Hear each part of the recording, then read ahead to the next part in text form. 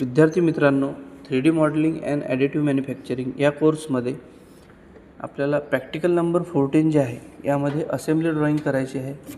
आणि या प्रॅक्टिकलमध्ये आपल्याला CO1, CO2, CO3 आणि CO4 अशा प्रकारचे कोर्स आउटकम आहेत, ज्यामध्ये तुम्हाला 2D स्केच जे आहे हे काढता येणार आहे, 3D सॉलिड मॉडेल काढता येणार आहे, असेंब्लीसुद्धा करता येणार आहे आणि प्लॉट ड्रॉईंगसुद्धा करता येणार आहे.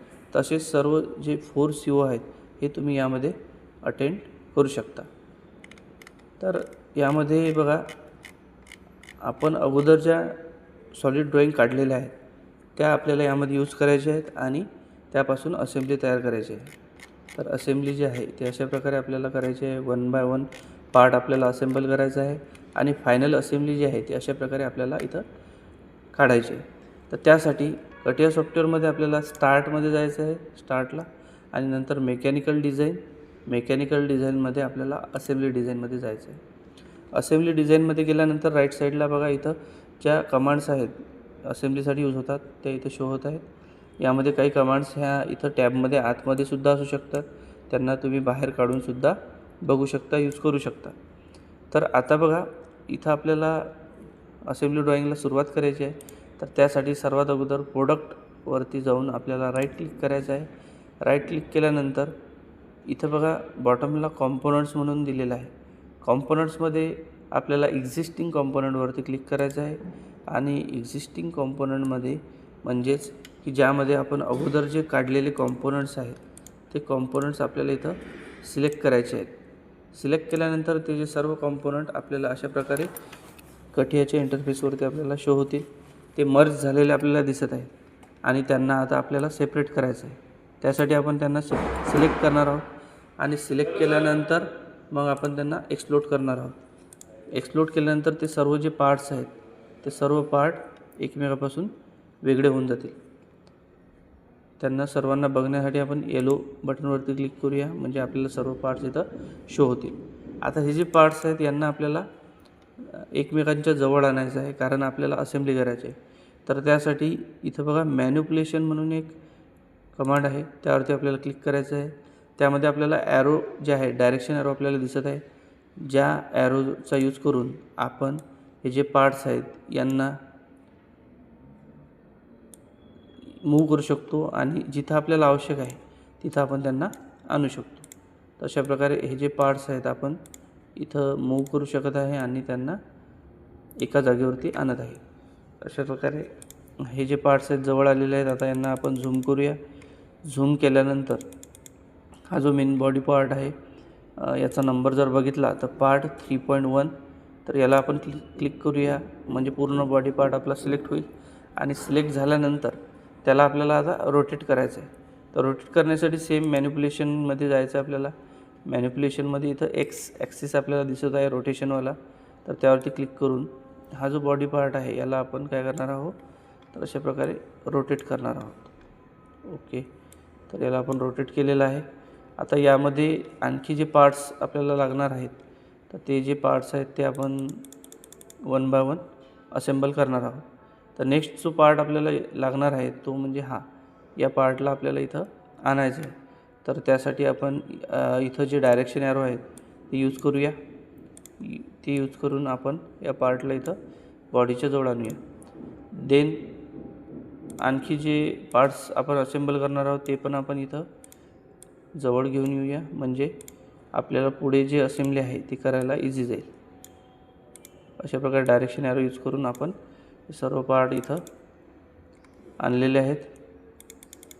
नेक्स्ट, आता हा जो पार्ट आहे याला इथं आपल्याला काय करायचं आहे, कोइन्साइड करायचं आहे. कोइन्साइड करण्यासाठी अगोदर आपण थोडं त्याला या बॉडीच्या जवळपास आणूया, म्हणजेच इझिली कोइन्साइड तो आपल्याला करता येईल. ओके, आता आपल्याला कोइन्साइड कन्स्ट्रेंटमध्ये जायचं आहे. कोइन्सिडन्स कन्स्ट्रेंटमध्ये आपण जाणार आहोत. त्यामध्ये गेल्यानंतर आपल्याला बॉडी जी आहे त्या बॉडीचा ॲक्सिस आणि हा जो पार्ट आहे याचा ॲक्सिस, दोन्ही ॲक्सिस सिलेक्ट करायचे आहेत, म्हणजे ते दोन्हीही कोइन्साइड होऊन जातील. आणि इथं बॉटमला बघा अपडेट ऑल आहे. या अपडेट ऑलवरती क्लिक केल्यानंतर ते दोन्ही पार्ट सिंगल ॲक्सिसवरती येणार. आता बघा दोन्ही पार्ट जे आहेत ते आपल्याला एकाच ॲक्सिसवरती दिसत आहेत. नेक्स्ट जे आहे तर हा जो बेस आहे बॉडीचा त्याला आपल्याला क्लिक करायचा आहे. कंट्रोल प्रेस करून हा जो सरफेस आहे याला क्लिक करायचा आहे, कारण हा सरफेस जो आहे तो बॉडीच्या बेसवरती तिथं असेंबल होणार आहे. तर यासाठी दोन्ही आपण सिलेक्ट केलं. ऑरेंज कलर असला म्हणजेच ते परफेक्टली सिलेक्ट झालेलं आहे. आता असं सिलेक्ट केल्यानंतर आपल्याला परत कोइन्साइड कन्स्ट्रेंटमध्ये जायचं आहे. कोइन्सिडन्स कन्स्ट्रेंटमध्ये आपण क्लिक करू. क्लिक केल्यानंतर परत आपल्याला अपडेट ऑल करायचं आहे. अपडेट ऑल जसं आपण करू तर तसा तो जो पार्ट आहे तो या बॉडीमध्ये असेंबल होऊन जाणार. ओके हां, तर नेक्स्ट जे आहे ते डिस्क इथं आपल्याला आता आतमध्ये असेंबल करायचे आहे. तर त्यासाठी आपण परत सेम जे प्रोसेस आहे ती फॉलो करणार आहोत. तर त्यासाठी परत मॅनिप्युलेशनमध्ये आपण गेलो. इथं डायरेक्शन ॲरो आपण क्लिक करत आहोत आणि डायरेक्शन ॲरो क्लिक करून हे जे डिस्क आहे या डिस्कला आपल्याला इथं बॉडीच्या टॉपला आणायचं आहे.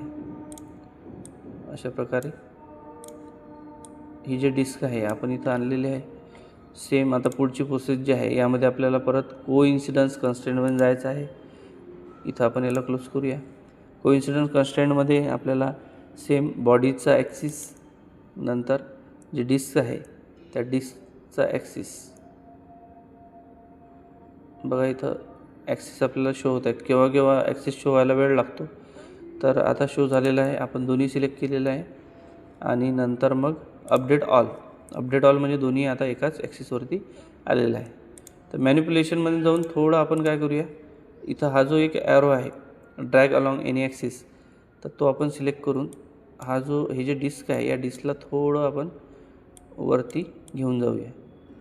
वरती यासाठी की आपल्याला परफेक्टली असेंबल तिला करायचं आहे. तर सर्वात अगोदर आपल्याला काय करायचं आहे, तर सेम जो बेस सरफेस आहे त्याला आपण क्लिक करूया. नंतर डिस्कचा जो बॉटम सरफेस आहे त्याला आपण कंट्रोल प्रेस करून आपल्याला सिलेक्ट करायचं आहे. दोन्ही सिलेक्ट केल्यानंतर आपल्याला काय करायचं आहे, तर कोइन्साइड कन्स्ट्रेंट करायचं आहे. कोइन्सिडन्स कन्स्ट्रेंट केल्यानंतर आपण याला ओके करू. ओके केल्यानंतर अपडेट ऑल. अपडेट ऑल जसं आपण करूया तसंच अपडेट ऑल केल्यानंतर ती जी डिस्क आहे ती आतमध्ये असेंबल झालेली आपल्याला इथं दिसणार आहे. ओके, देन आता शाफ्ट आपल्याला इथं असेंबल करायचा आहे. तर मग हा शाफ्ट जो आहे हा सुद्धा आपण बॉडीच्या टॉपला नेणार आहोत. बॉडीच्या टॉपला नेण्यासाठी अशा प्रकारे मॅनिप्युलेशन ज्या कमांड्स आहेत त्या आपण यूज करत आहोत. ओके, आता बॉडीच्या टॉपला हा शाफ्ट आलेला आहे. तर आता आपल्याला काय करायचं आहे, तर सेम प्रोसेस कोइन्सिडन्स कन्स्ट्रेंटवरती क्लिक करायचं आहे. बॉडीचा ॲक्सिस आणि शाफ्टचा ॲक्सिस दोन्हीही सिलेक्ट करून अपडेट ऑल करायचा आहे. आता हा जो शाफ्ट आहे याला आपण मॅन्युअली सुद्धा काय करू शकतो, तर असेंबल करू शकतो. किंवा जी आपली प्रोसेस आहे अगोदर जी आपण प्रोसेस केलेली आहे त्याप्रमाणे सुद्धा आपल्याला त्याला असेंबल करता येईल. त्यासाठी आपण याला अगोदर थोडं टॉपला मूव करणार आहोत. ओके, देन हा जो बेस सरफेस आहे डिस्कवाला त्याला आपण सिलेक्ट करूया.